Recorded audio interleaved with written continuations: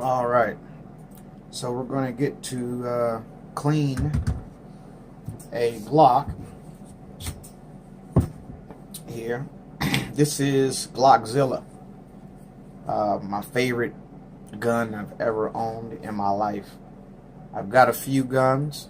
I don't have a huge collection like a lot of people do that I'm envious of, but I do have, you know, an AR, AK, shotgun, couple pistols, few pistols, hunting rifle, you know, just a few things. But I'm going to show you how Whammy gets down. We clean guns here. I have a big fishing case that you can see here. Okay, that's my cleaning kit, and gotta have these babies here, man. This is my everything when it comes to cleaning the gun. Of course, we got our patches here. And the three things I use: G96,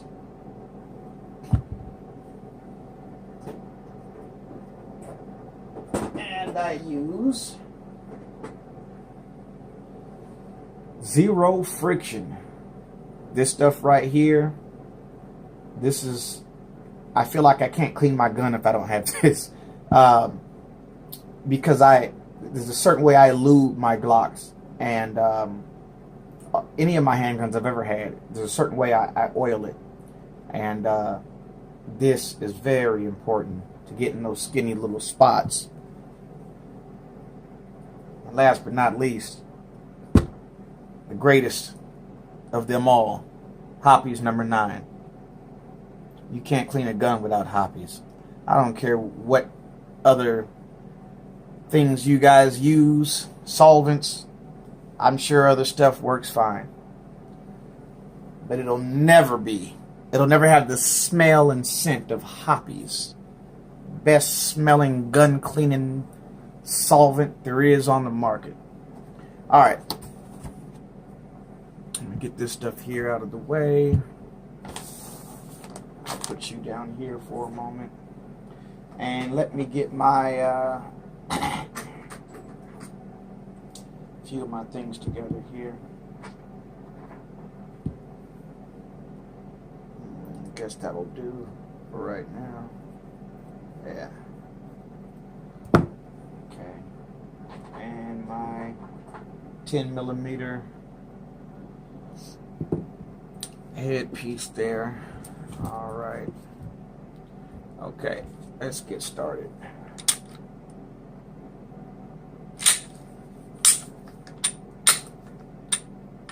So, I guess I should show you that. I'm assuming everyone knows how to take apart a Glock, but I guess there are new people. So, this is your takedown levers here. Now, whenever I get ready to take a Glock apart, any gun, I look down the barrel, okay? I've learned that in the past, I used to take a gun and I would rack it 3 times, no matter if it's a bolt action, semi-auto, you know, whatever the case. If I was checking the gun, I would rack it 3 times just to be overly sure. Well, that doesn't help in certain situations, especially with 22 long rifle handguns, semi-auto handguns. The bullets often will get stuck in the chamber. Also, I had a AR-15. The only time I've ever had a negligent discharge, when I was working as a range master at the range, I went to go check. Our rental gun was an AR, and when I went to go check it, and I pulled it back, the charging handle, and I let go. I pulled it back 3 times basically, but on the third pull back and let go, boom, it went off. Of course, I had to point it down range, so it's okay. But, you know, that let me know, okay, just racking it, that's not enough. That was years ago, but you always want to look, and I'll look for about 3 seconds. You've probably seen that, but I'll look just to make sure my eyes aren't deceiving me. You know, I'll look for about 3 seconds, and then I'll be done. You want to pull the trigger, and I'll grab it like this here, and pull this back just enough. You'll hear a click. When you hear that click, you grab these pieces here, pull them down, push this forward, slide comes off. Then you pull your pieces out. Recoil spring, your barrel. Got a nice long 6-inch barrel that I chromed this. So it's the stock barrel, but it's chromed. And here we go. We got everything we need to get started. I'm going to start off here the way I always start off, with some hoppies. And here's what I do.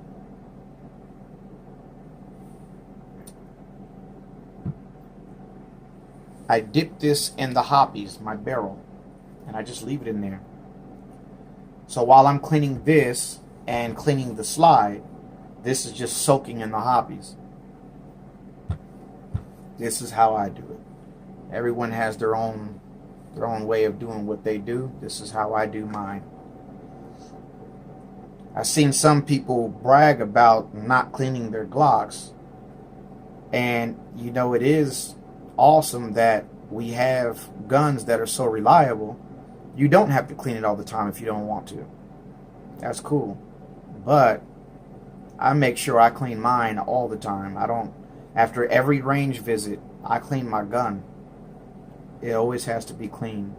I was taught that way before I even had a handgun, you know, and I just had a 270 bolt action rifle. Every time you go to the range, it needs to be cleaned. That just reduces any chances of malfunction due to dirt or the metal from the shrapnel from the bullets or whatever. I just go over everything with hoppies here. And these always let me know exactly how dirty my gun was. It's another thing I like about them. You get to see the tip and see, you know, what actually was coming off, and you could see those metal little flakes in there. That stuff was all in the gun. But the beautiful thing about Glock is it's made with such loose tolerances that, you know, that stuff's not typically going to cause a jam anyway. Now, I've seen guns I've seen $1,000 guns, $1,500 guns jam solid. And the reason why they jammed solid was because they were so tight that a little small piece of you know, metal, brass, got caught up in between the barrel, you know, and the slide, and it jammed it solid. I've seen that happen. I've seen that happen with 2 Dan Wessons, because Dan Wessons are made tighter than any 1911 I've ever seen. Those bobtails, Dan Wessons that came out about 6-7 years ago. I had never seen a 1911 with tolerances that tight. And it's a good thing, but then to me, in a way, it's a bad thing, because that's the kind of gun that, you know, it is to me, it's either a safe queen or just a ranged toy. It's not something I'm going to keep on me all the time, because if it gets in the dirt, if anything gets in there, we know it's going to jam solid. I like loose tolerances. I don't care for real tight tolerances. And the other thing is, you know, A Glock is accurate enough for what you need to use a handgun for. So, you know, other guns, they talk about the accuracy. Look, I've shot honestly pretty much every handgun you can think of, pretty much. I'm sure there's some I haven't, but there's not many at all. And, you know, accuracy is, it's the same. The shooter, you know, usually the gun shoots better than the person anyway. So from what I've seen, it's that whole accuracy. Oh, this gun's more accurate than that one, blah, blah, blah. If you can shoot good enough, you know, like me, I can shoot good with anything. I'm not saying I'm the best shot in the world, but I can get the job done with any handgun you put in my hand accurately. So as far as those extreme tight tolerances, no, I'd rather it be loose. My whole thing is reliability. Just work. Just work. I'll take care of the rest. All right. So for the top here, I've pretty much gotten in here and gotten the hoppies all through. And now I'm going to take another Q-tip and just dry where I wet. Everywhere that I took that hoppies, I'm going to take this and just wipe it down.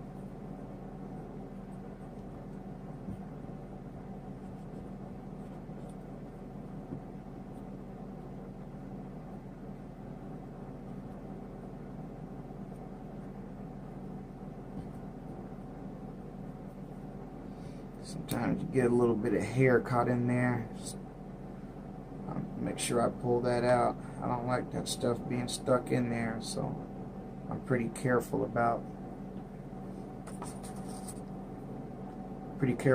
that, having stuff left in there. Leftovers.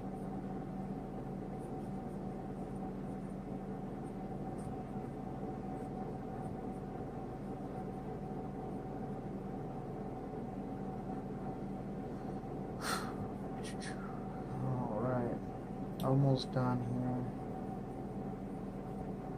with the bottom, the frame.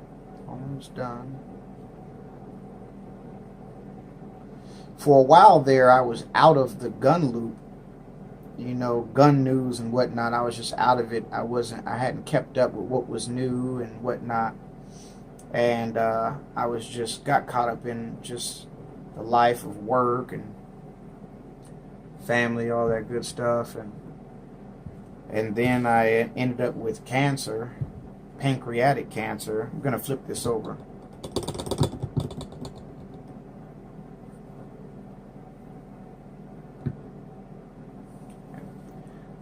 Pancreatic cancer, and that just changed my life, obviously. And the time being down and recovering, I'm still recovering. I still have my hospital robe. I've got a year recovery time. It says 6 months to a year. I've actually reached my 6 months, but unfortunately I'm still going through some things, but I'm fighting. And I'm getting better. But, you know, with this downtime, I just kind of got back into my hobby. And having fun with it all over again. Now, shooting is something that, it's not something I discovered as an adult. I've seen a lot of people that are, especially people that are in the industry, a lot of people that are in the industry, they didn't start, you know, getting into guns until they were adults. Kind of surprises me a lot with some of the guys that you see out there. Specifically, Colin Orr. You know, as much information as that guy has, he didn't start shooting until he was like 25 years old. It's a trip. But at least it started. Better that it started than it didn't at all, you know. We need people, especially people who are lawyers and things of that nature, to be on our side for the Second Amendment. Heck yeah. You know, and he seems like an intelligent person. We need as many of those as possible. And the thing about it is, most people who are pro Second Amendment, they are intelligent people. Most of them are. Or else they wouldn't even have the ability to have their license to even get a gun, you know, in the places that you do have to have your license. They've already proven that they're, you know, law-abiding citizens. And nowadays, you know, to go through life without going to jail, that means you've got at least a very basic level, some sort of common sense.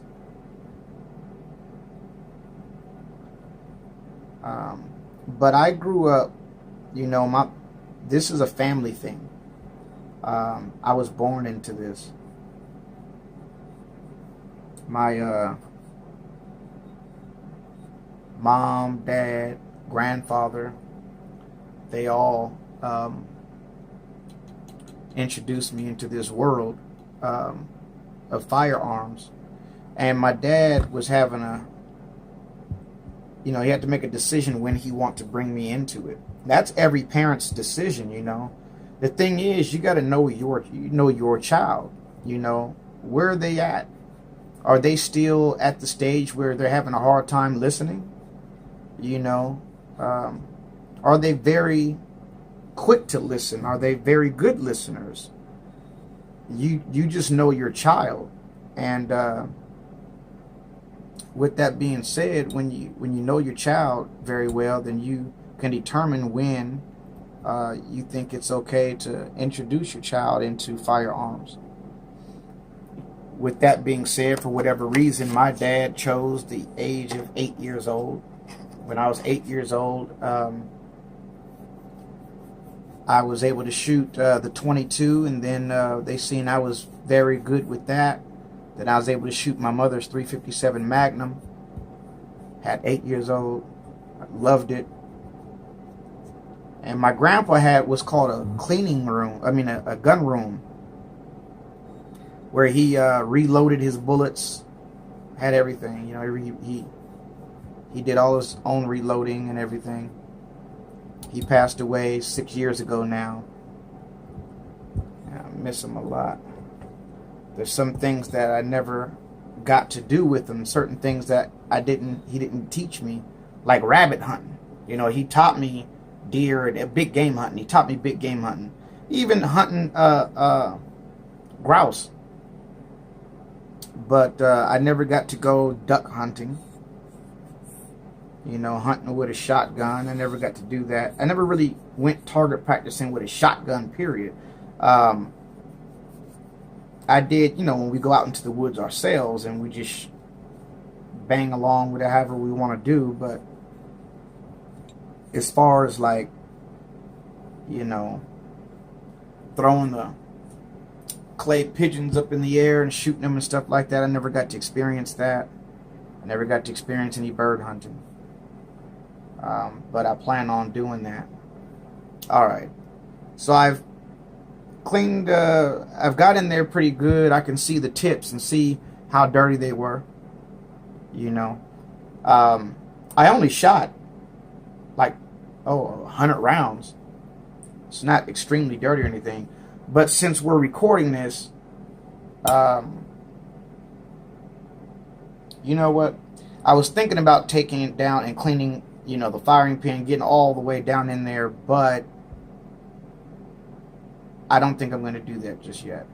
I'm just going to do a basic clean. So you guys see this. The video is not too long. Alright, so I'm taking this out.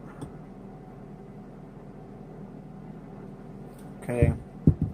And just going to go through here.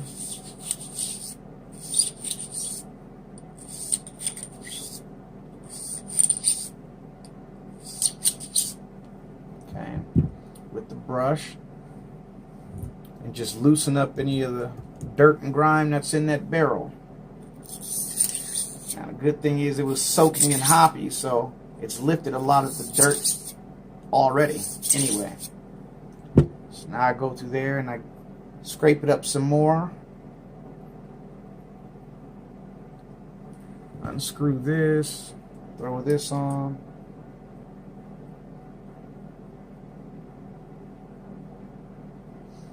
And grab my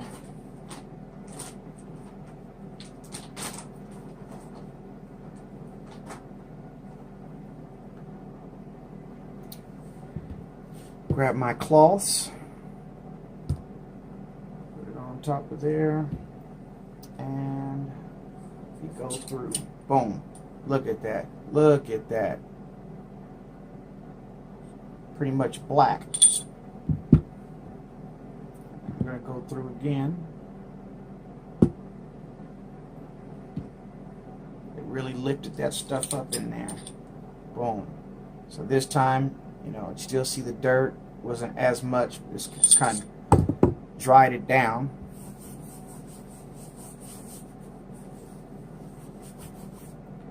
And you see, look up at the light there. Actually, it did a decent job just that alone. But now what I'm going to do is get some of my G96. I love this stuff. This, to me, does like the perfect job of cleaning and lubricating. But I don't use it as the cleaner just by itself. I gotta use the hoppies. Nothing gets that dirt up like that hoppies. I've tried a lot of different solutions, but nothing works as good as hoppies to me.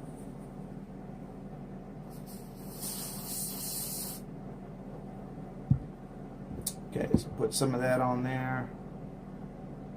Stick it on there. I love the way that stuff smells. I'm weird.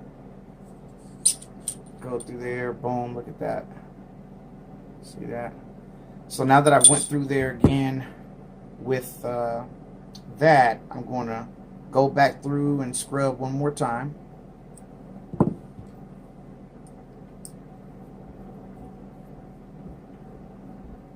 You know, it's just like wiping your butt.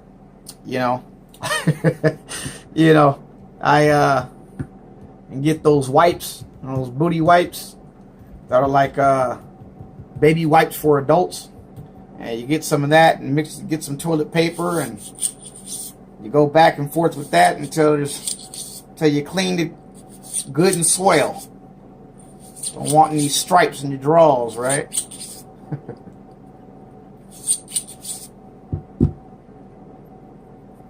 All right. Went through there. Sometimes I'll go the opposite way. Sometimes I'll also go in through that way and come out just for the hay, but don't always do it.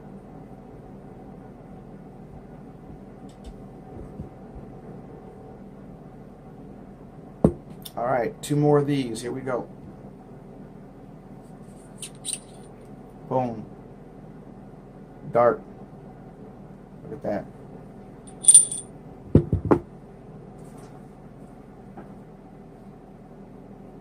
And one more here. And this time, actually, I am going to go through the front just with drying it. I'm going to go this way.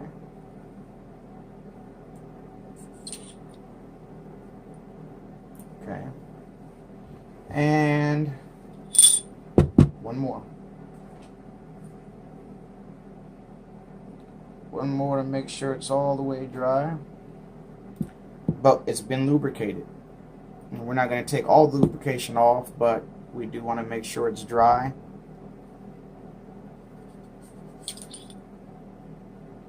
Boom. And let me take a look up at the light. Oh yeah. Oh yeah. That looks nice. That looks very nice on the inside. That looks great. Alright. I'm just going to wipe down. And I'm not going to use a separate you know, anything to dry this off, I'm gonna use what I already have.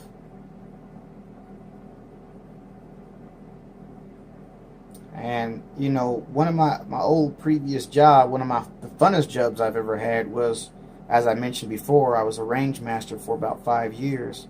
And one of the fun things about that is just cleaning guns all day, you know. After a while, honestly, you kind of get tired of it. You know, don't feel like cleaning much now. And the guns I dislike to clean the most were those 22s, like the butt marks and stuff like that. They just, once you get it down, it's one thing. Once you get it down, you get it down. But it's not simple to do. Let me put it this way. It's not simple to put it back together. It's simple to take it apart. To put it back together, it's not. You know, I always had a problem. And finally, I had got it down. But just no fun. 1911s, when I first learned about those, as far as how to take them apart and clean them, you know, I almost had the same thought there. Like, why didn't they just make this simple, like how Glocks are? I mean, everything from an HK, SIGs, you know, even most Tauruses, you know, they're easy to take apart and clean. 1911s, at first, when I first learned, it was like, why is it so difficult? But once you learn it, it's so easy. I mean, very easy. One day I'll do a video of taking one apart and putting it back together as fast as I can. I did that with a Glock, and I did it in 12 seconds. Taking it completely apart, bringing my hands up, putting it back together, and then locking the slide back to the rear with the mag in, 13 seconds. Starting with the mag in the gun. Not 13, excuse me, 12 seconds. So now we're coming to this. I cleaned the barrel. I cleaned this. I cleaned this. I did not go down into the firing pin where I would take the back plate off, pull this out, pull this out, pull this out, take the firing pin out, go in there and clean everything. I did not do that this time. After my next range visit, I probably will. Once every 3 or 4 range visits, I'll go deep and really clean inside there. You know, take this pin out, pull this up, and really clean inside. Right now, I don't need to do that. So now I'm going to take my best friend here. I love this guy. And dip in there just a little bit. Don't need a lot. Do not need a lot of this. I was at a gun store, and there was a guy there. Actually, the gun store I bought this from, and the guy said, I use lots of, I oil the hell out of my guns, my Glocks. I'm like, I don't put a lot of oil in. It's not helping. A lot of oil is not helping at all. Wherever you see friction at, wherever you see that there's the metal is starting to slightly wear off, you know, that's where you want to just put small dabs of oil on. That's where the metal to metal is going on. You're just oiling that, just like a car engine. You know, that's what you're oiling. So I oiled that. Don't need to do much more oiling, honestly. I don't oil any more than that. Oh, here we go. So I put the slide back in. Gonna take the recoil spring, push forward until it drops down in there. Okay. And go here. Looks like everything is good. Just taking a double look here. Little piece of hair from the cotton swab. Take that out. And line it up here. Okay. And then what I'm going to do is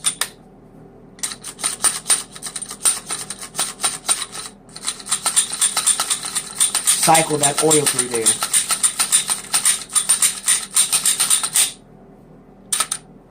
Now that I've done that, that oil has worked its way from here to here, and that's what you want.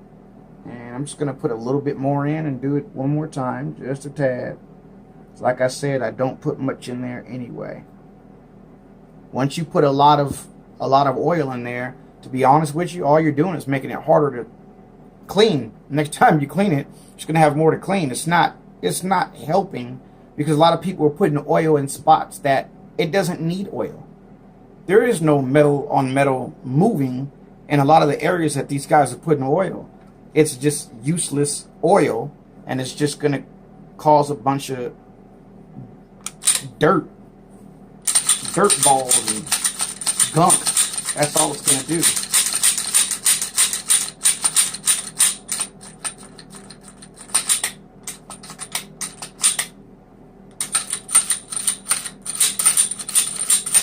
Boom. All right.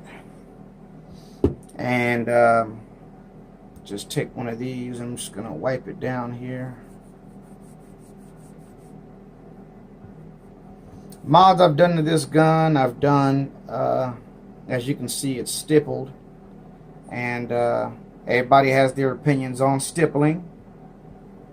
Some hate it. And that's with anything, right? Some people think it's stupid to modify your car. Some people love to modify their cars. Same with guns.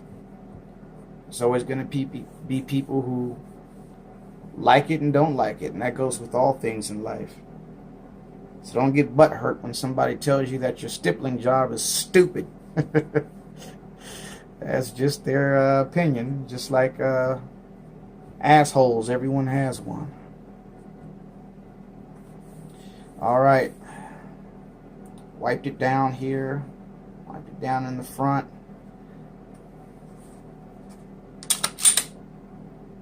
Perfect. And I'm weird, and I will always do this as long as I live. Whenever I clean a handgun, I will always smell inside of here. I'm going to pull it back, and I'm going to smell it. It just lets me know how well I clean my gun. There's a certain smell I have consistently every time I clean my gun. If it does not smell how I know it should, I will take this thing apart and re-clean it. But it has the smell. Perfect. Alright, so Glockzilla is clean and ready to defend the house once again. Actually, I don't use my Glock to clean my house. I mean, to clean my house, yeah. Clean my house, huh, with my gun. Looks like I can shoot over there and clean some stuff up. No, not to clean it to defend, but I don't use my handgun to defend my house.